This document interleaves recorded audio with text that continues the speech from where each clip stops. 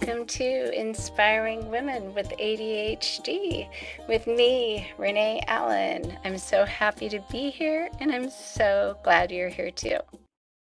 Today, I want to talk to you about steps. How many steps it takes to do something that you want to do. And I I do better when there's fewer. I would imagine you do too.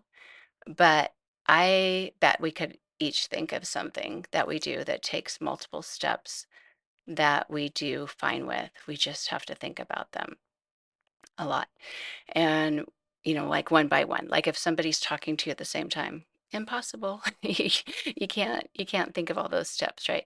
When I used to go teach yoga at this one gym in California, it was a hybrid class, like they had at school where after COVID, where we taught in person, but we also recorded it on Zoom.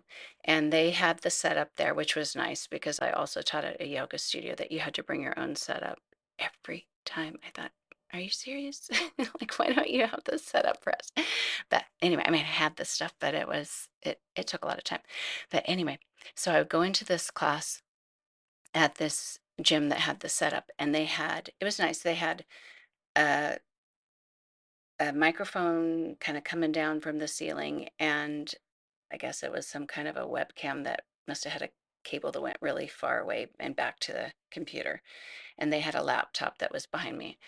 And on the laptop, you could see what my setup looked like. Like if I put my yoga mat down, they actually had it taped off in a big rectangle of, have your mat here, and then the camera will be able to see you and don't move the camera, that kind of thing.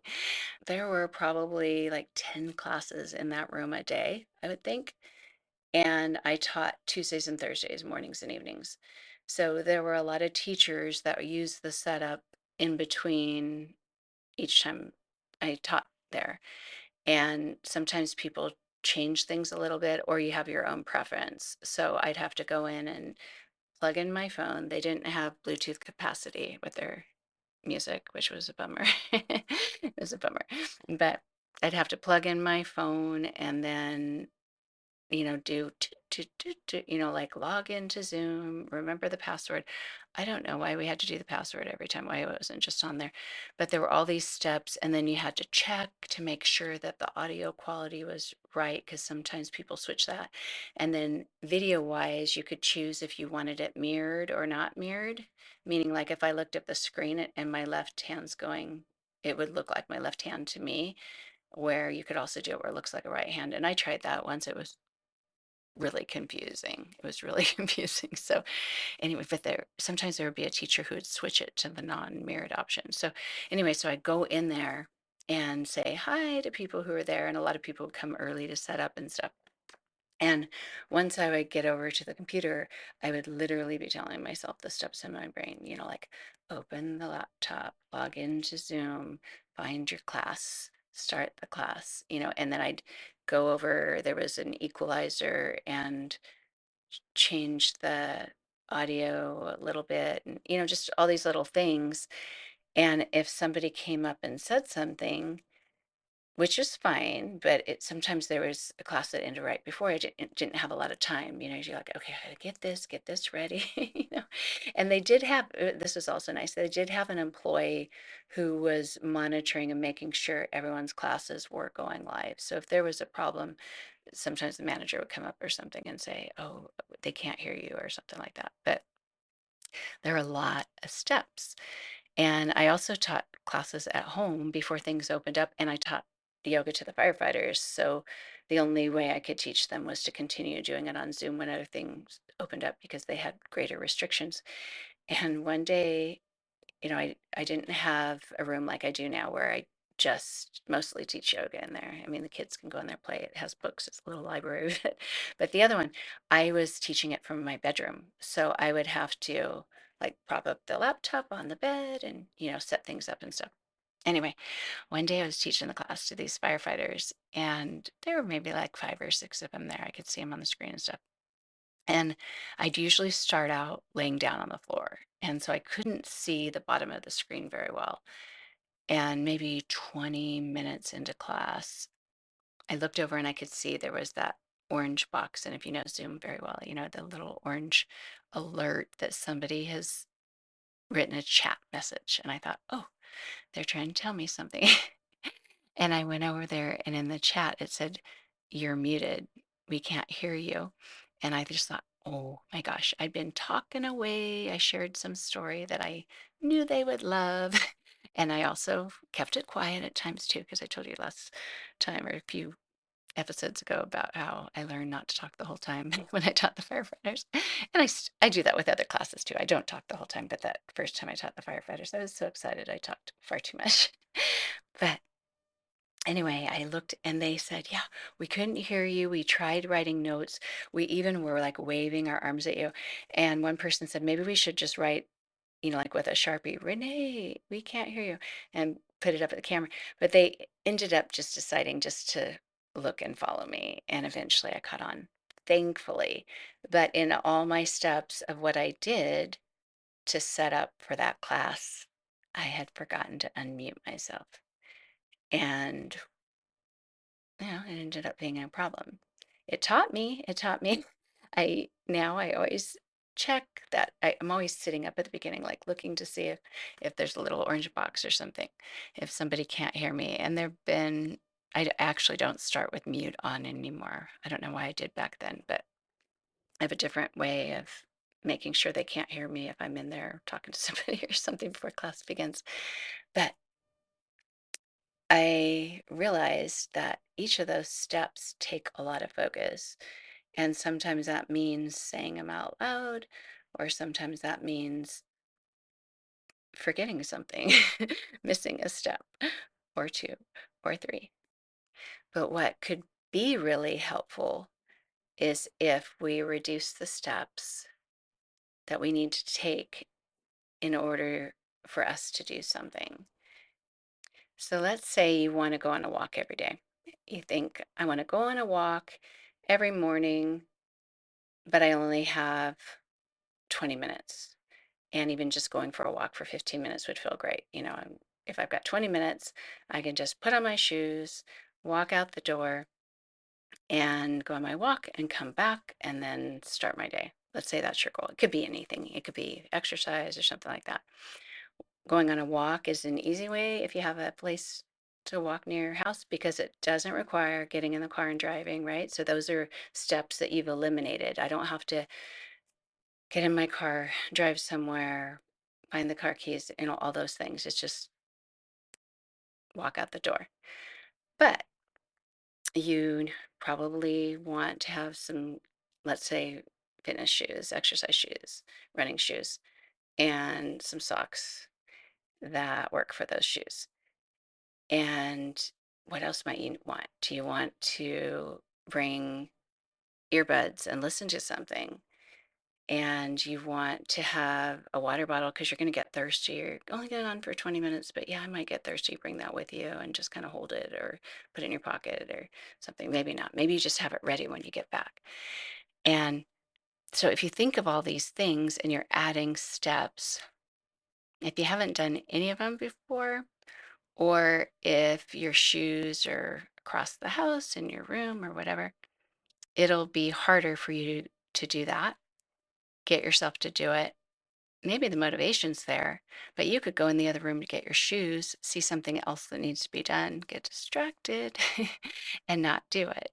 That's an ADHD possibility, right? Of that distraction, that indecisiveness of something else came into my mind. I should do this instead. Should I do this instead? Maybe I don't want to go walking, that kind of thing. But if you set yourself up for success, and eliminate all those steps of going and finding those things. So you have your shoes by the chair by the back door. And if you want to wear a hat so you don't get sun on your face, you have a hat on a hook by the back door, all those things. So you set yourself up to eliminate steps. And yeah, you're still grabbing a hat, you're still grabbing your shoes, you're still grabbing your earbuds, but you know where they are, and you're not going to have to walk very far to get them. And sometimes that's really possible. If you've got multiple pairs of shoes and you can have one be your walking shoes and one be another, then maybe that's a smart thing to have them by the back door and have them there where you can get them. I know not everybody has enough money to have more than one pair of earbuds, but if you had one in a belt bag that were charged and ready or whatever, you haven't used them that much, and you can just grab that, put it around your waist. You don't even have to carry anything else. Maybe a water bottle fits in there or whatever. Then that's nice to have multiples. Having multiples of anything reduces the step of going and finding and getting something else. I've learned that a lot with chargers, with phone chargers or computer chargers, because I have one laptop, but sometimes the battery, it doesn't last forever, right? It needs to be recharged. So if I have to go and get the charger, move it up to where I do my podcast, it takes more time. It adds one more step.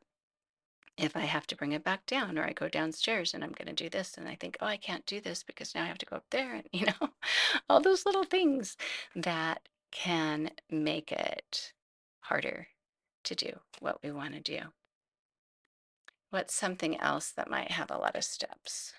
For me, in my mind, sometimes a lot of steps stop me from doing something completely, like a nighttime routine. What's your nighttime routine?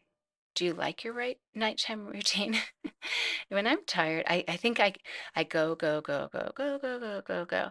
And when I'm finally ready to relax, I just want to relax on my bed.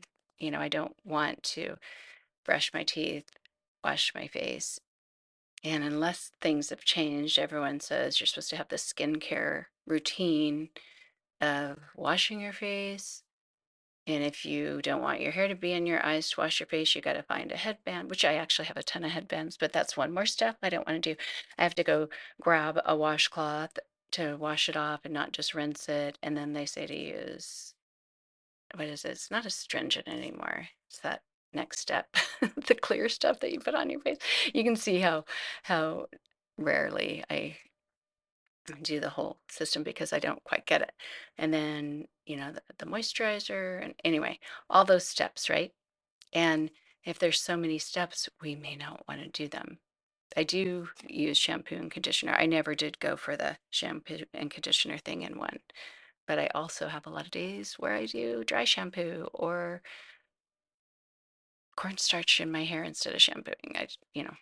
More steps sometimes can lead to that overwhelm of not getting things done or just not doing it at all. So I have learned that I can wash my face without multiple steps. I could wash it and do it my own way. And I'm more apt to do that, to wash it if I do it my way, if I do it in fewer steps. Brushing your teeth, how many steps are there?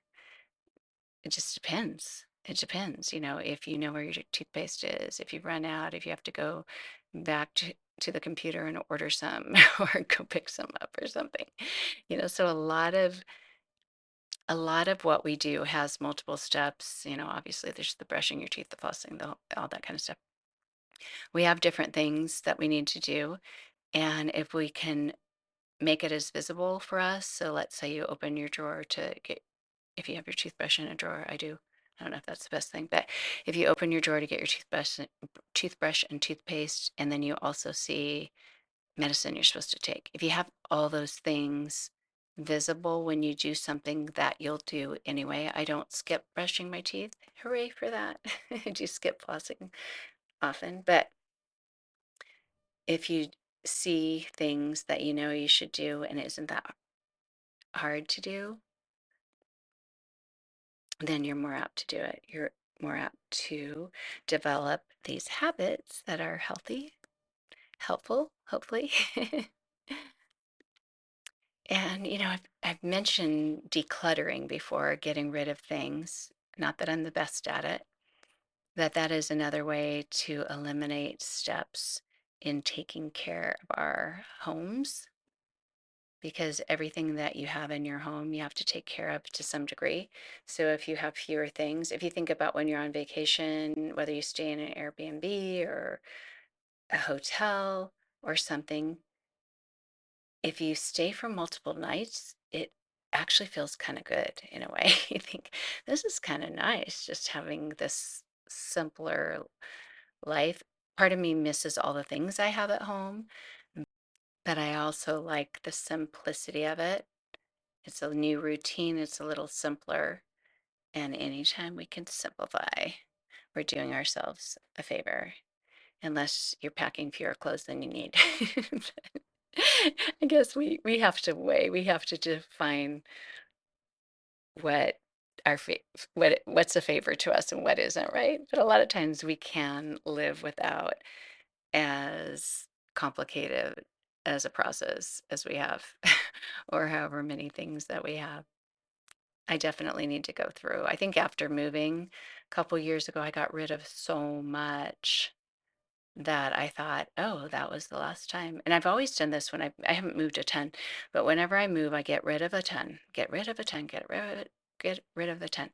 And then I move into a house and realize I don't have use for this. I don't need this anymore. Or as I'm unpacking, I think, why did I keep this? So I get rid of more. And I think I'm at that point. After moving across the country, I did get rid of more, but really, since we have two attics and we didn't have an attic in our last house, I don't think we've ever had an attic actually that you could use. So now I've put things up there that I'm never going to use. I don't know why I have them, but yeah, someday when I want to spend time on that, I will. Or maybe I'll just give myself a dare once a week to throw one away without looking. Close your eyes and throw it. Whatever we can do to make our lives a little better, right? Or a little less taxing on our brains. I think that's going to be it for today. This one's a little shorter because I am making some of these a little earlier, these episodes, so that I can go on my trip but not have a void in my episodes posting or publishing. So that's why this one's a little shorter, just because I'm coming up on the time that I'm going to have to go downstairs and get ready to go teach another yoga class. But I'm happy that you are here, and you may enjoy shorter ones from time to time too. So it fills its purpose, right? But I hope you're doing well. I hope you're just kind of getting that opportunity to observe yourself, your ways, how you do things, why you do things, what might be helpful. And really, for so many of us women who have been diagnosed in adulthood, and not just adulthood, but like 20 or 30 years into adulthood, we've been responsible for a lot of things for a long time, right? And we knew that we had to find ways to get things done when it wasn't working, like, listening or watching a show or something, like to kind of quiet your mind to get something done. And then you later learn, yeah, you have ADHD. It's not as easy to get yourself to do things as it is for people who don't have this executive dysfunction. And so it's helpful to just kind of look at what you've already done. You've probably thought, yeah, I get rid of steps as often as I can. I try to make life easier for myself. But then you can look around once you realize, yeah, I did that. And how could I do that with something that I am struggling with? That would be lovely, wouldn't it? Anyway, thank you. Thank you for being here. I hope you have a fabulous rest of your day. And if it doesn't always go fabulous, yeah, that's life sometimes. But there will be good times too, right?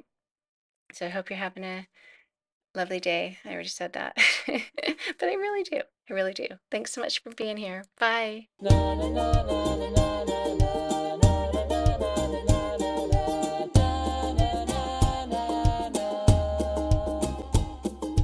Double chins, rubber ducks, squeaky cheese and paper cups, applesauce, Superman, rocket ships and Peter Pan, boogie boards and parachutes. and soda cans, jumping jacks and pillowcases for my hands, Donald Duck and fire trucks and Pokemon, Santa Claus and Johnny Depp and Donkey Kong, chocolate chips and zippers, zips and 914, little children jumping on the trampoline, model trains and passing lanes and super glue, tangerines and magazines and kangaroo. Oh yeah. Daily Rock. Rewind, I've run out of time to sing melodies and harmonies. I'm cut short, the silence of sound has yet been found, but not by me.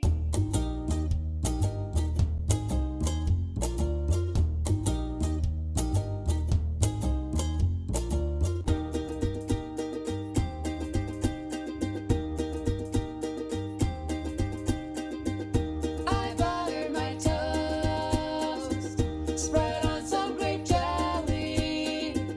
I don't mean to boast, but I'm a chef and a good one. My grandma can't hear me. That breakfast is done, and I'm getting colder, ever older, so I run. Open windows, broken shadows. Frozen dreams are left for tomorrow. Without a cause, no time for a pause.